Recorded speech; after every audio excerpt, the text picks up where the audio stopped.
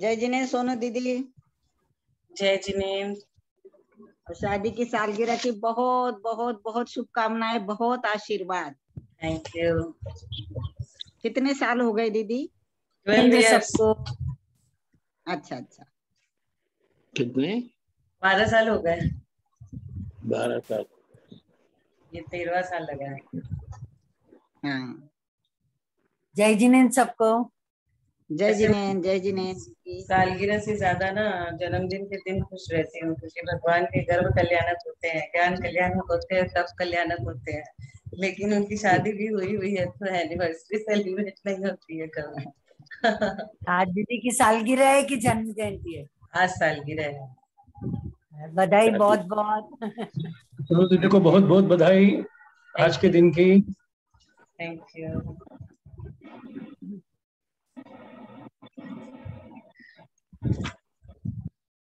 सभी ने आपको सवेरे सभी ने तो बधाई दी है।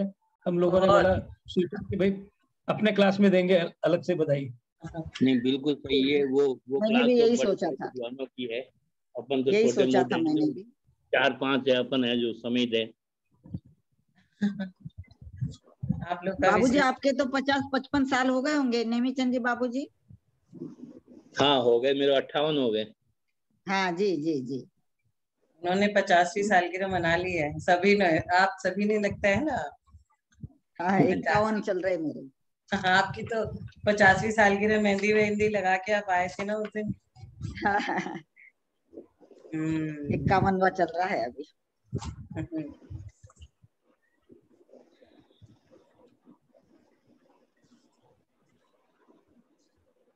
सभी लोग मिलके अपन मंगलाचरण करते हैं।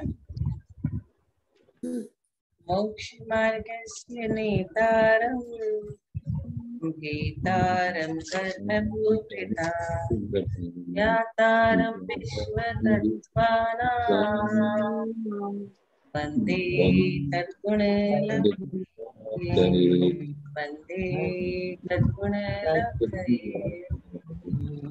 हमने एक अध्याय से लेके 10 अध्याय तक पूरा समझने का कोशिश कर लिया। अब हम सोच रहे हैं कि एक अध्याय से लेकर के 10 अध्याय का रोज एक अध्याय का रिवीजन कर ले अच्छे से।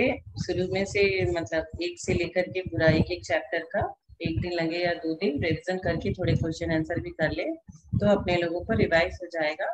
10-15 दिन तक ये चला करके फिर अपन दूसरे किसी शास्त्र को शुरुआत करेंगे। तो आज पहला अध्याय जिसका प्रथम सूत्र बहुत ज्यादा मुझे पसंद है, क्योंकि वो बहुत चिंतन का विषय है। सूत्र का उच्चारण सारे जितने भी सूत्र है एक एक करके। गंगाल अंकल पहले सूत्र का आप उच्चारण करिए अपने लोग फटाफट। सूत्र का उच्चारण, फिर उसका सूत्र का अर्थ, एक जन अर्थ करेंगे, एक जन उच्चारण, और फिर आगे पूरा एक चैप्टर करके कल उसके बारे में थोड़े क्वेश्चन पूछूंगे। तो अंकल पहला सूत्र का उच्चारण कर लीजिए।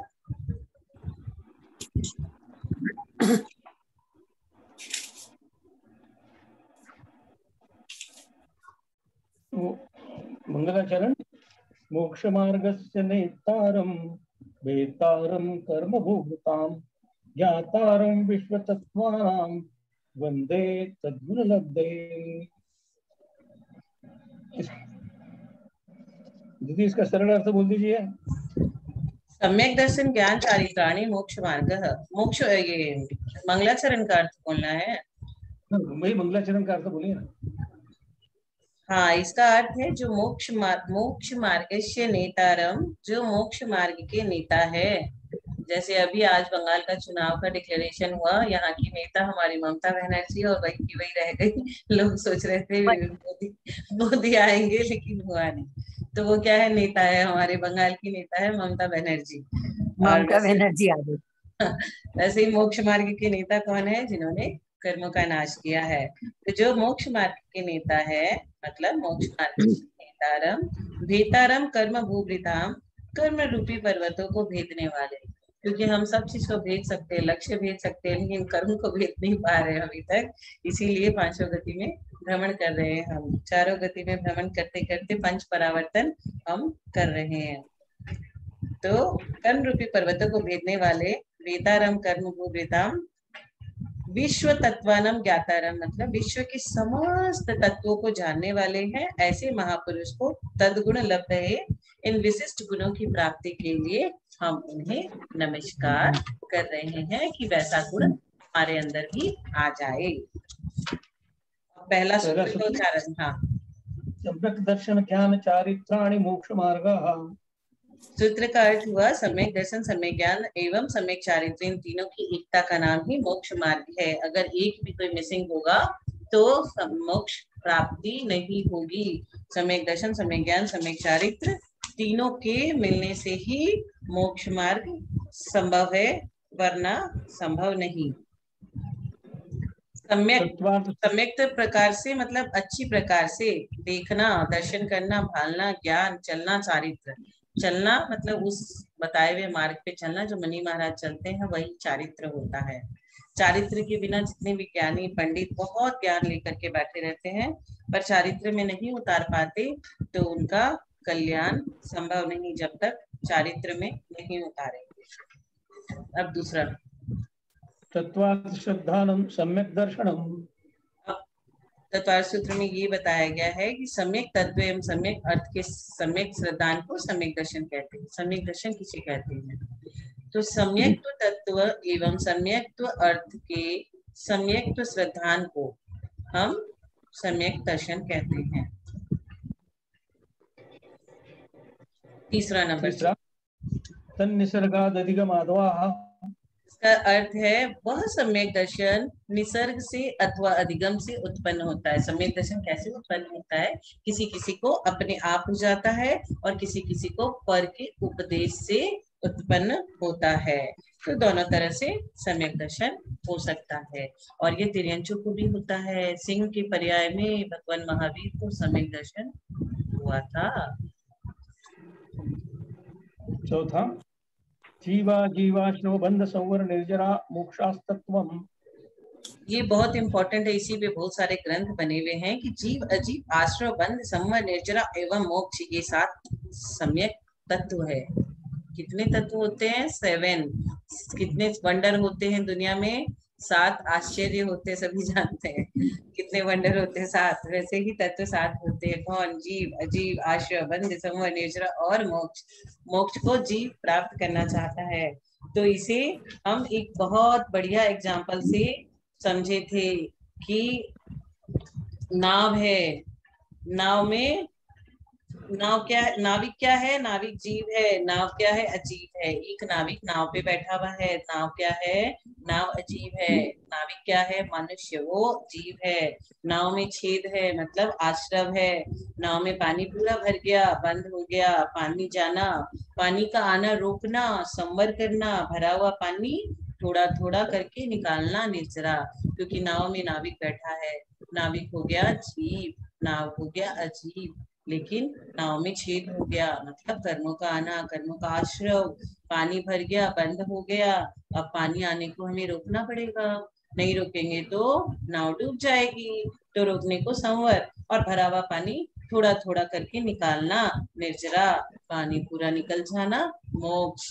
इतनी बढ़िया से समझ लीजिए कि हमारी भी नाव अगर पानी नहीं निकालेंगे, संवर नहीं करेंगे, निर्जरा नहीं करेंगे, मोक्ष नहीं प्राप्त होगी और बीच में डूब जाएगी। 5वां, नाम स्थापना द्रव्य भावतस्तन्यासः। इसका अर्थ है कि नाम स्थापना द्रव्य एवं भाव, इन 4 उपाय से जीवादि 7 तत्वों का न्यास मतलब निक्षेप होता है। हम कैसे पहचानेंगे ये तत्व है?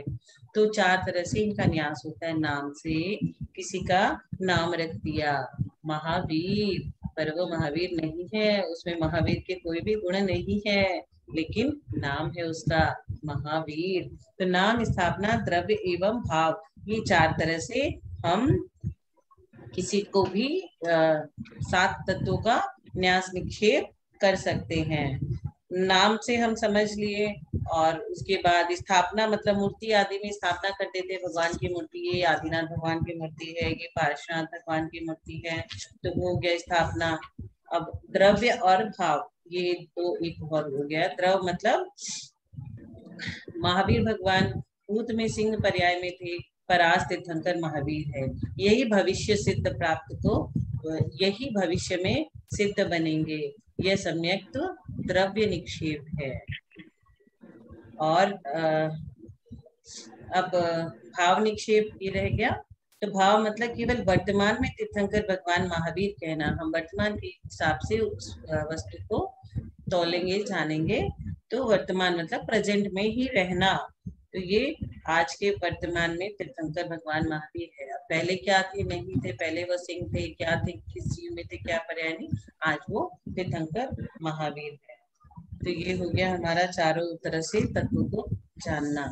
नाम किसी का रख दो महावीर, उसमें गुण भी नहीं है लेकिन नाम हो गया। स्थापना वो समझाई दिया, भगवान के मंदिर में भगवान की मूर्ति की स्थापना। अब 6 नंबर सूत्र पढ़ेंगे। प्रमाण नयेर्धिगमः। ये नए बहुत काम की चीज है, शास्त्रों में बहुत समय नए यूज में आता है। प्रमाण और नयों के द्वारा जीवादि तत्वार्थों का सम्यक दर्शन आदि का ज्ञान होता है। जब भी कोई दो व्यक्ति में लड़ाई होती है तो बोल देते हैं व्यवहार नय से यह व्यक्ति सही बोल रहा है, और निश्चय नय से वह व्यक्ति सही बोल रहा है। तो नयों से हम लोग बहुत तरह से शास्त्रों का इंटरप्रिटेशन समझते हैं।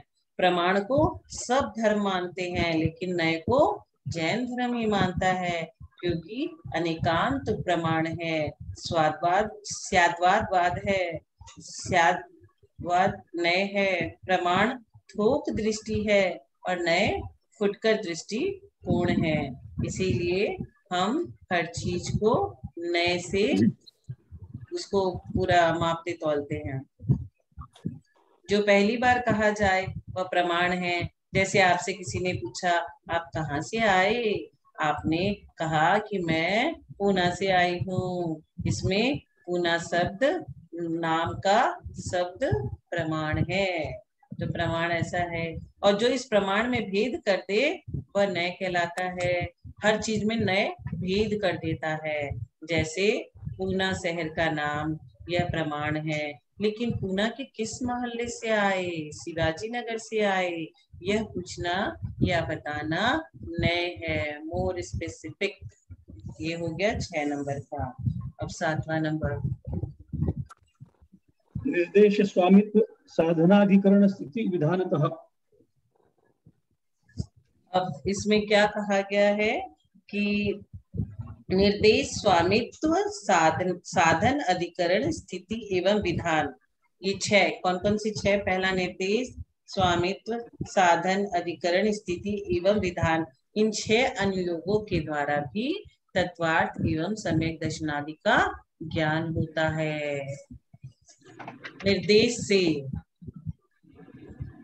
जिसके बारे में कहना या पूछना है उसका नामकरण करना निर्देश है। अर्थात जिसके बारे में जानना कहना है उसका नाम क्या है, यही निर्देश है।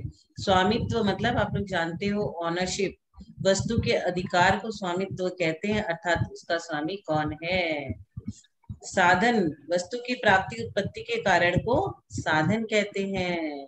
अधिकरण वस्तु के आधार को अधिकरण कहते हैं, अर्थात वस्तु जहाँ प्राप्त होती है वह अधिकरण है। और स्थिति किसे कहते हैं? वस्तु के अस्तित्व काल को स्थिति कहते हैं, अर्थात वस्तु के समय काल की मर्यादा को स्थिति कहते हैं। हर चीज पे, हर पैकेट पे, हर जंक फूड की पैकेट पे एक्सपायरी डेट लिखी रहती है, वह उतनी मर्यादा है 3 मंथ्स 4 मंथ्स। हम लोगों के जैन शास्त्र में मसाले की मर्यादा 3 दिन, लेकिन मसाले के पैकेट पे मसाले की मर्यादा 3 मंथ्स। विधान वस्तु के प्रकारों को विधान कहते हैं, अर्थात वस्तु की भेद गणना को विधान कहते हैं। अब नेक्स्ट 8वां सत्संख्या क्षेत्र स्पर्शन कालांतर भावाल्प बहुत्वश्च। सत संख्या क्षेत्र स्पर्शन काल अंतर भाव एवं अल्प बहुत्व, इन 8 अनुयोगों द्वारा से जीवादि तत्वार्थ का ज्ञान होता है। जीवादि तत्वार्थों का ज्ञान कैसे होता है? सत मतलब वो है ना, अस्तित्व है ना। आप दूसरे शास्त्रों में जाके पंचास्तिकाय में सत असत का बहुत सारा वर्णन मैंने उसका पढ़ा है। तो सत मतलब है या अस्तित्व, कोई चीज का अस्तित्व होगा तब ना हम लोग उसके बारे में आगे बढ़ेंगे। सत संख्या मतलब कितनी है, कितनी है गणना, हाउ मच। आप कितने रुपए, आप 30 रुपए में कितना दोगे, कितना किलो दोगे। संख्या मतलब कितनी है। क्षेत्र मतलब कहाँ है, किस स्थान में है, लोकेशन। इस पर्सन कहाँ से कहाँ तक, उसकी सीमा कहाँ से आई और कहाँ तक जा सकती है। काल मतलब कब तक रहेगी, सीमा, मर्यादा, expiry date, 3 months, 2 months, 1 month. अंतर मतलब डिफरेंस, विरह काल, एक बार मिलकर बिछुड़ जाए पुनः दोबारा मिलने तक के समय को अंतर कहते हैं। भाव पदार्थ किस गुण या भाव का है। अल्प बहुत्व, थोड़ा और बहुत की तुलना करना। तो ये सबसे हम लोग तत्वार्थों का ज्ञान हमें होता है। सत और असत बहुत बार आएगा, आगे पढ़ेंगे तो। नेक्स्ट 9वां नंबर, अब ज्ञान में आ गए हम लोग। अब ज्ञान पे आ रहे हम। सम्यक दर्शन हो गया। मति श्रुतावधि मन पर्य केवलानि ज्ञानम। ये बहुत अच्छा सूत्र है, इससे पता चलता है मति, श्रुत, अवधि, मन पर्य एवं केवल ज्ञान, ये पांचों सम्यक ज्ञान है, बाकी सब मिथ्या ज्ञान है। मति, श्रुत, मति मतलब इंद्रिय और मन के द्वारा पदार्थों का ज्ञान होना।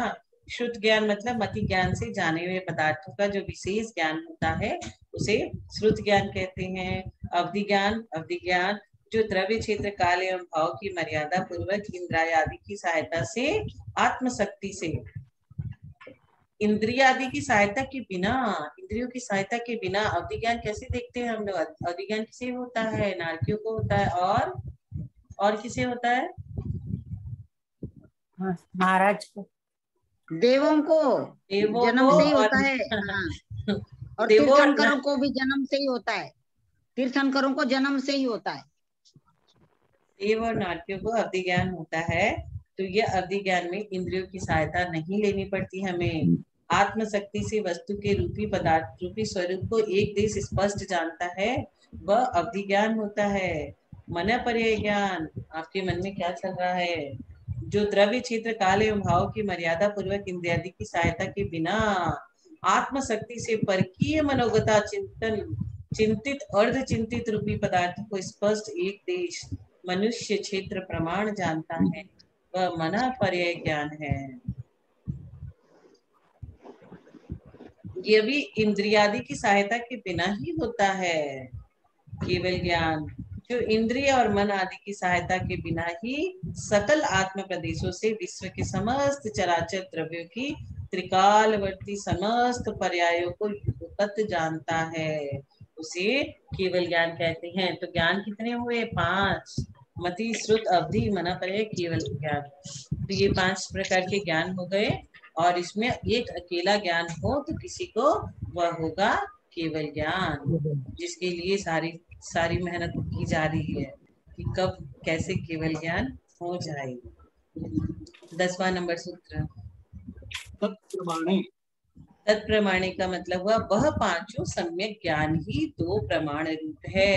कितने ज्ञान है, 5। मति, श्रुत, अवधि, मन पर्यय, केवल, ये पांचों ज्ञान, पांचों सम्यक ज्ञान ही 2 प्रमाण रूप है। तत्प्रमाणे, यही प्रमाण के रूप है।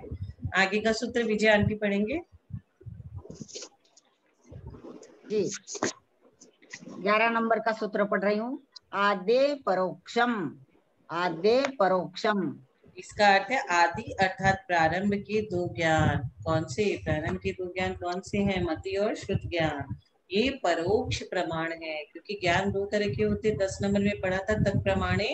ये पांचों सम्यक ज्ञान की 2 प्रमाण रूप है। 2 प्रमाण में क्या क्या, तो यहाँ पे बोला आगे की जो 2 ज्ञान है वह परोक्ष प्रमाण है।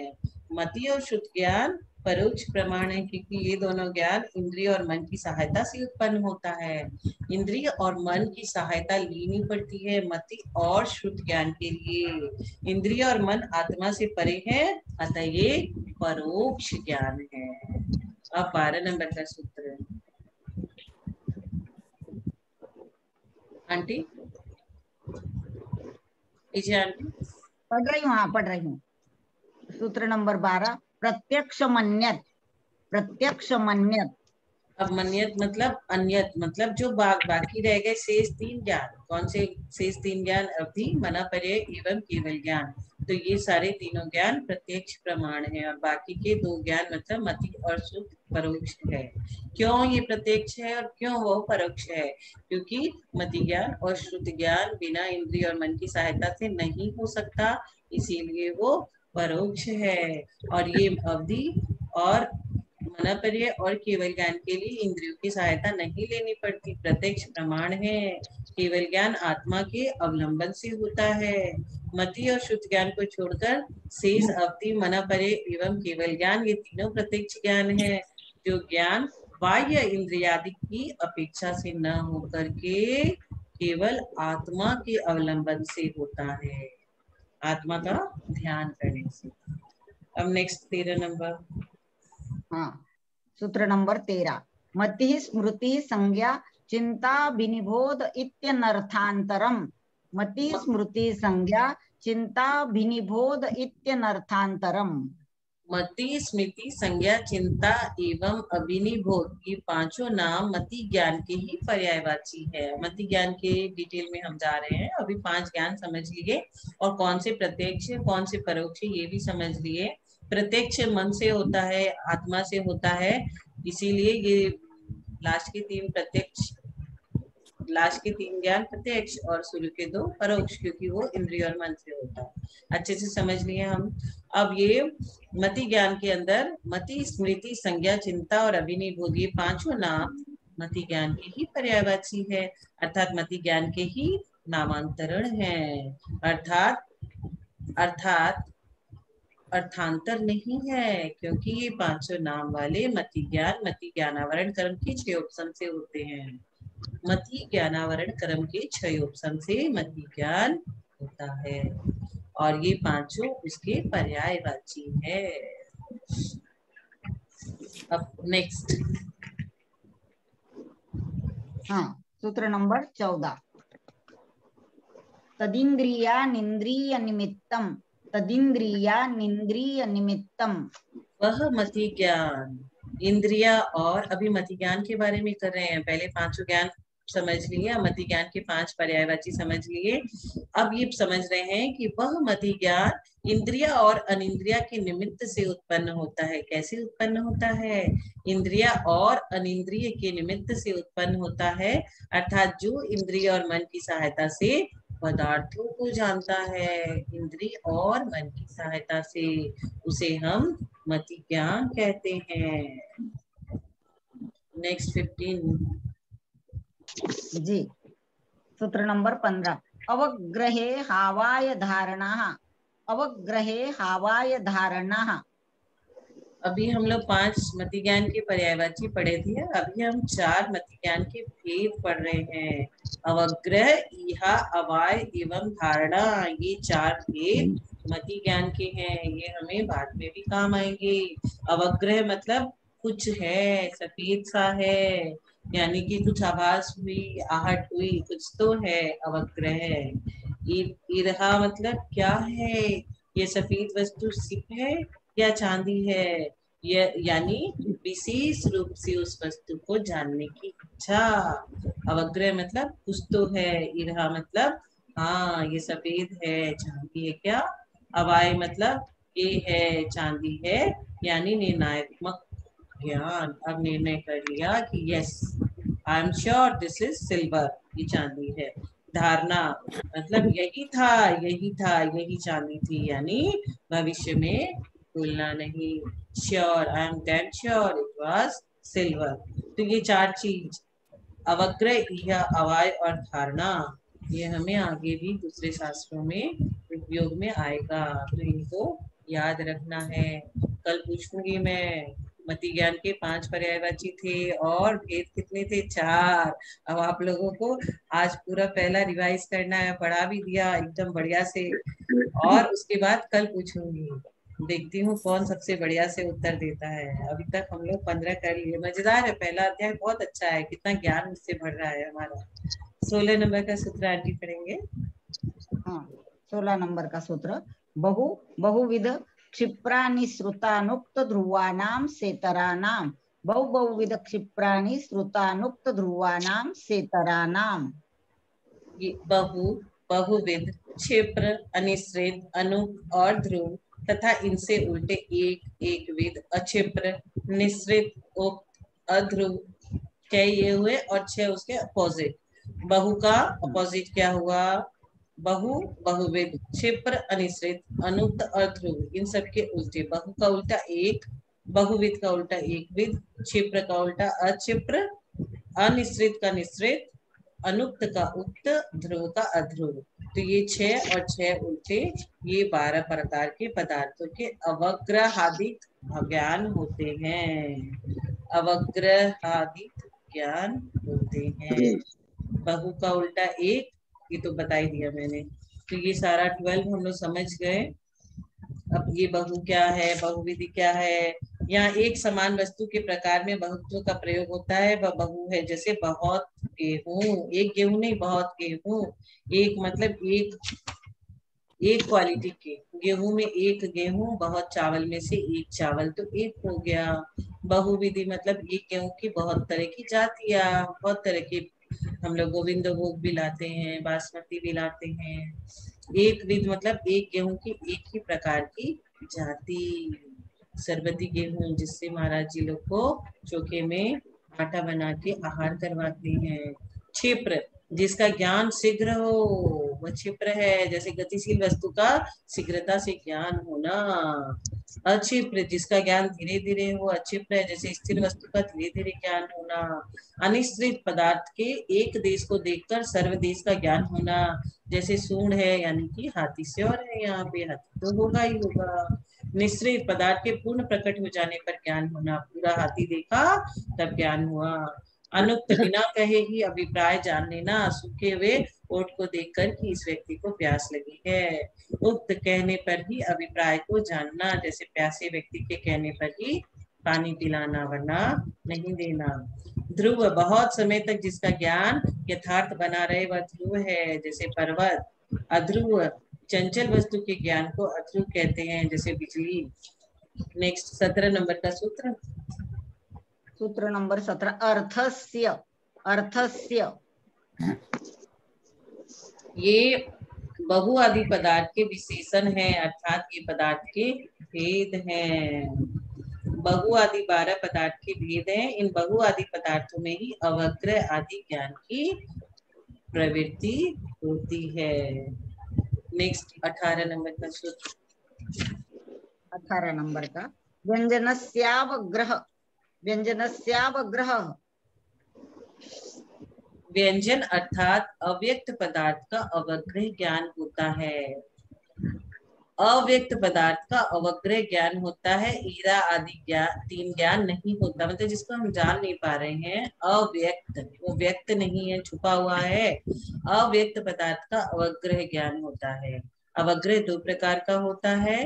पहला अर्थावग्रह, जो पूर्व सूत्र में कहा गया, और दूसरा व्यंजनावग्रह, जो इस सूत्र में कहा गया। इस अस्पष्ट पदार्थ में ईर्षत व्यक्त, ईर्षत अव्यक्त रहता है। जैसे हलवा पदार्थ में घी, आटा ईर्षत व्यक्त है, लेकिन शक्कर ईर्षत अव्यक्त है।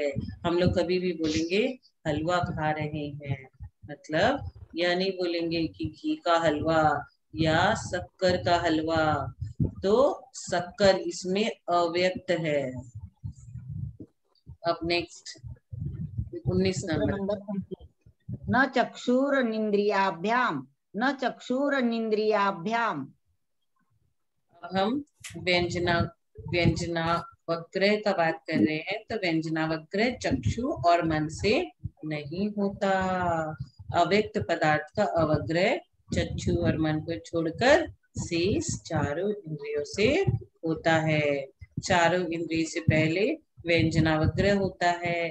जैसे स्पर्शन, रसना, घ्राण एवं कर्ण, ये चारों इंद्रियों के विषय का प्रारंभ व्यंजनावग्रह से होता है। चक्षु और मन का विषय इसमें नहीं होता, कारण कि चक्षु इंद्रिय वस्तु के आकार को ग्रहण करती है, एवं मन यह सोचकर बता देगा कि यह वस्तु कौन सी है। अतः इस व्यंजनावग्रह में चक्षु और मन का कार्य नहीं होता। Next 20 number. सूत्र नंबर 20। श्रुतम मति पूर्वम द्वयनेक द्वादश भेदम। श्रुतम मति पूर्वम द्वयनेक द्वादश भेदम। अब श्रुत ज्ञान मति ज्ञान पूर्वक होता है। पहले क्या, पहला ज्ञान था मति, दूसरा श्रुत। अब श्रुत ज्ञान कैसे होता है? श्रुत ज्ञान मति ज्ञान पूर्वक होता है। उसके 2 अनेक एवं 12 भेद होते हैं। 2 मैनी एंड 12। तो मति ज्ञान पूर्वक ही श्रुत ज्ञान होता है। उसके अंग बाह्य एवं अंग प्रविष्ट के 2 भेद होते हैं। अंग बाह्य के अनेक एवं अंग प्रविष्ट के 12 भेद होते हैं। सूत्र 21 नंबर का। हाँ, भव प्रत्ययो वधीर देव नारकानाम। भव प्रत्ययोर वधीर देव नारकानाम। भव प्रत्यय नाम का अवधि ज्ञान किनको होता है? किनको होता है बोलिए? कुमकुम दीदी,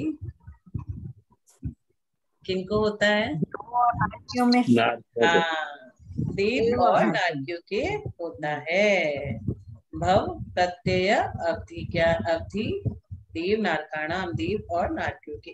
अब आप लोग सूत्र पढ़ोगे ना तो सूत्र का अर्थ पूरा समझ में आ जाएगा कि यहाँ क्या लिखा हुआ है। नारकाणाम मतलब नारकी, देव मतलब देव और नारकियों को ही होता है।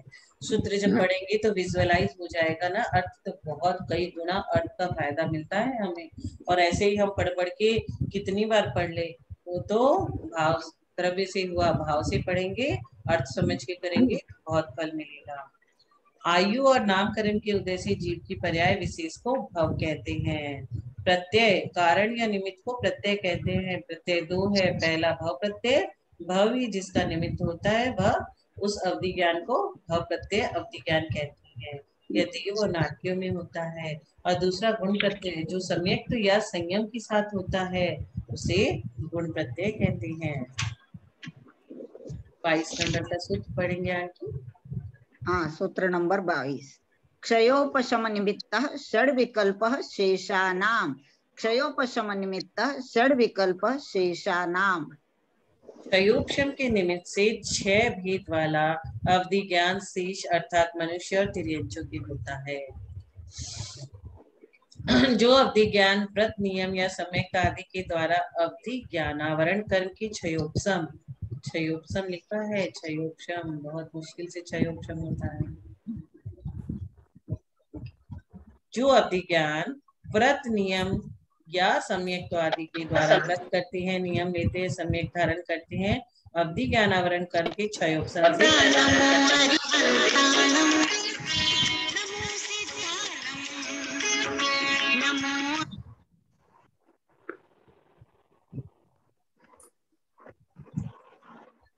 तो जो अवधि ज्ञान व्रत नियम या सम्यक आदि के द्वारा अवधि ज्ञानावरण कर्म के क्षयोपशम से होता है उसे क्षयोपशम निमित्तक गुण प्रत्यय कहते हैं। वह 6 भेद वाला अवधि ज्ञान मनुष्य और तिर्यंचों को होता है।